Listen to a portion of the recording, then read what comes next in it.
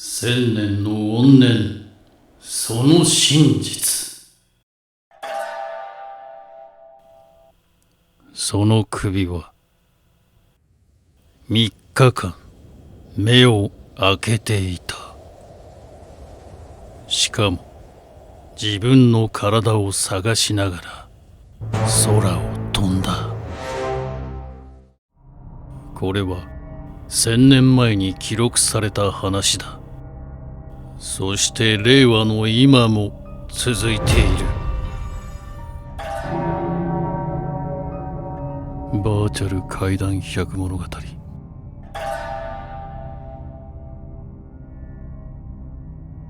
正門という人物、生い立ち、平将門の生涯、英雄か反逆者か。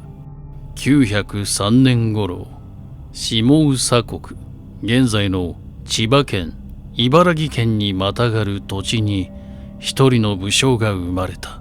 平将門。父は桓武天皇の血を引く武将、平義政。つまり正門は天皇家の末裔だ。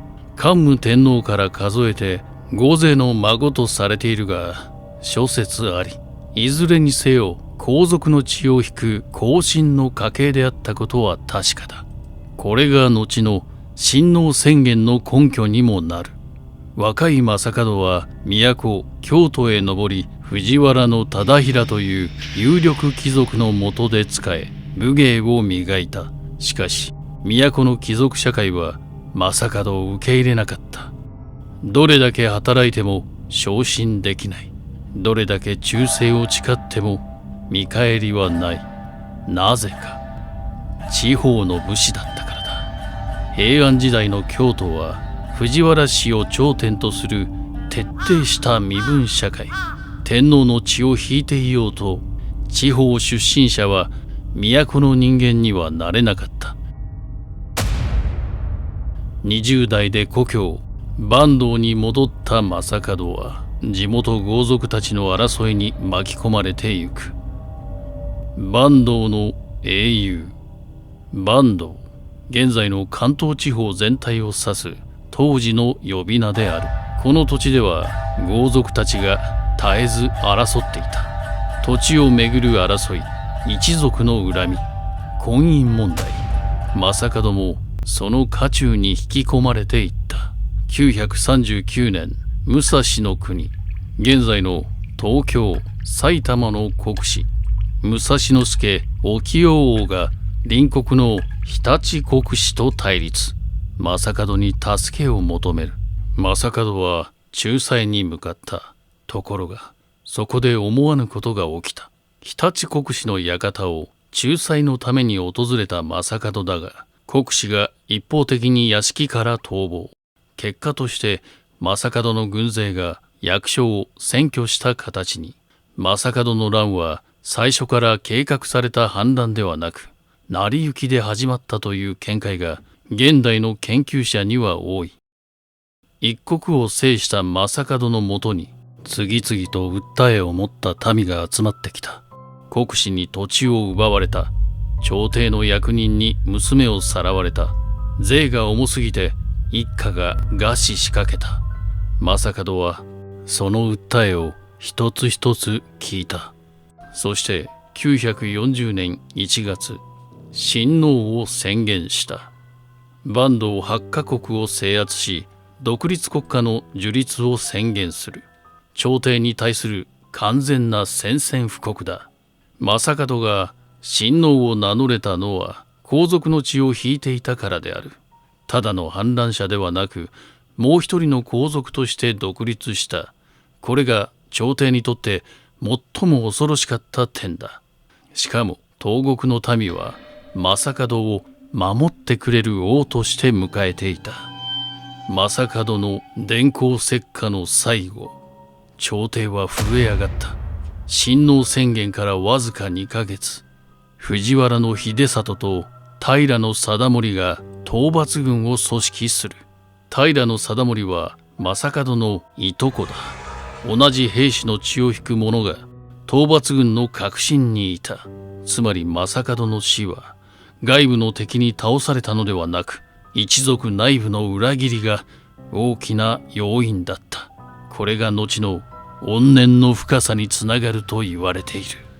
940年2月、親王政権からわずか40日、下総の国北山、現在の茨城県坂東市付近で正門は討たれた。享年推定39歳。正門の親王宣言から討ち死にまでたった70日間だ。早すぎる。なぜあれほど強かった正門がこんなに早く倒れたのか。ここに一つの闇がある。正門の敗因として諸説ある。大雪による兵力の分散、内部からの情報漏洩、正門を呪い殺したという伝承。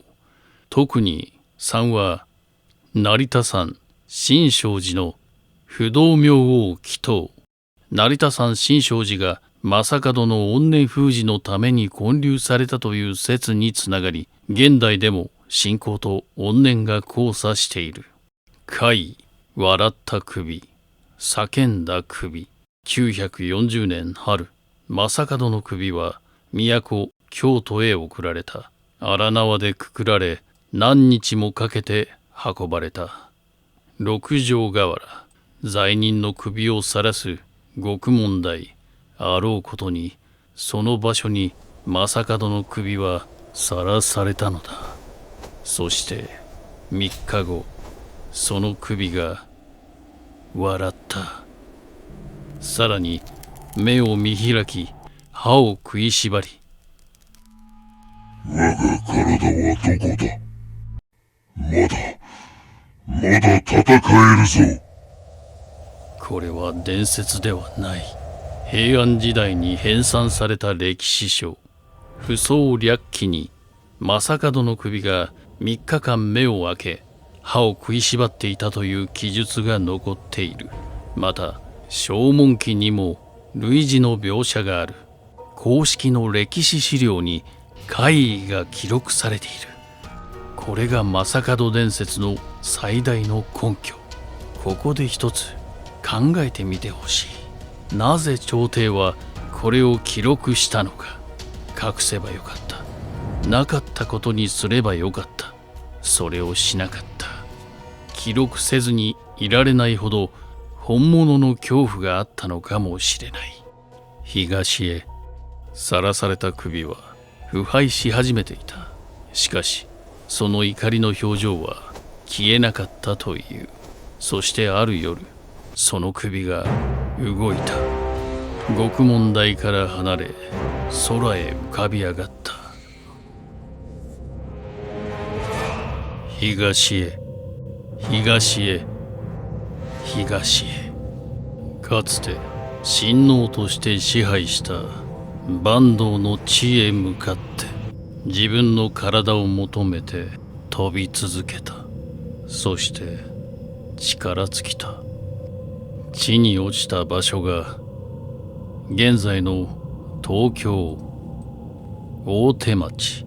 それが正門の首塚の起源とされている。首塚の成立については諸説ある。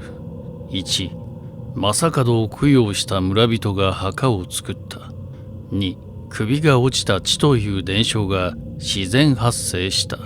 3、後世に怨霊鎮静のために整備された。いずれにせよ、鎌倉時代以降には正門の霊地として認識されていた記録が残り、江戸時代には徳川幕府も無視できない存在だったのだ。現在の首塚の住所は東京都千代田区大手町1丁目。周囲には大手町ファイナンシャルシティ、日経新聞本社、みずほ銀行本店、日本のビジネスの中枢。その超一等地に1000年前の首塚が今も鎮座している。触れたものへの報い。ここからが現代の話。1923年関東大震災。東京は壊滅的な被害を受けた。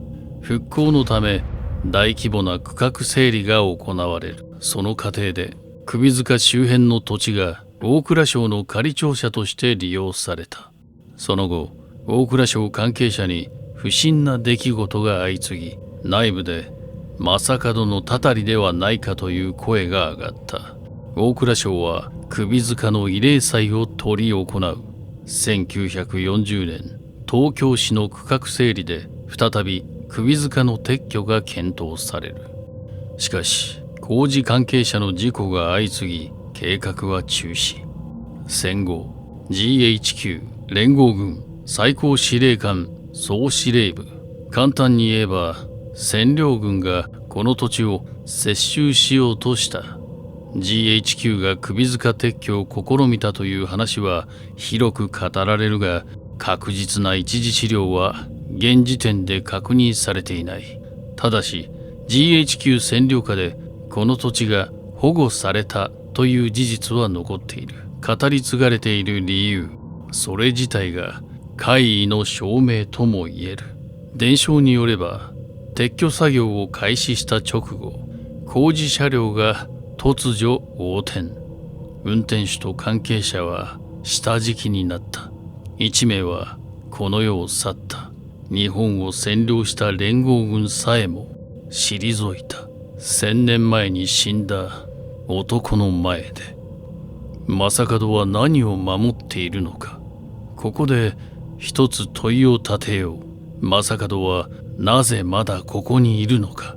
恨みが強いからであると、未練が残っているからだと。でも私は別の仮説を提示したい。正門は今も坂東を守っているのではないか。考えてみてほしい。